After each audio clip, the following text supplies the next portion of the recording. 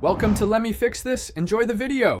You begin by confirming prerequisites: enough iCloud or local storage and a stable Wi-Fi connection. Once those are set, plug your iPhone into power so the process won't stop. Make sure Wi-Fi stays active. Now open Settings, tap your name, then iCloud, and choose iCloud Backup. Turn iCloud Backup on and tap Backup Now to start. You do this because automatic snapshots protect against loss and let you restore quickly when needed. Once the backup starts, watch the progress indicator in Settings to confirm completion.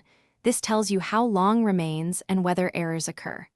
Make choices about what to include, toggle app data, photos, or device settings, because fewer items speed backups and save space.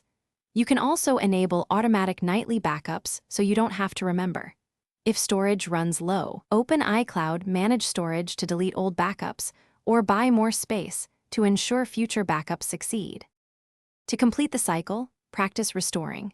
Erase the device or set up a new one, then choose Restore from iCloud Backup during setup so you confirm your backup works.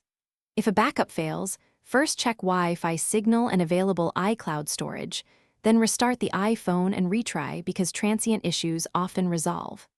If problems persist, sign out of iCloud and sign back in, or update iOS to fix compatibility. This step usually clears stubborn authentication or software errors. Thanks for watching. If you found this helpful, don't forget to like and subscribe.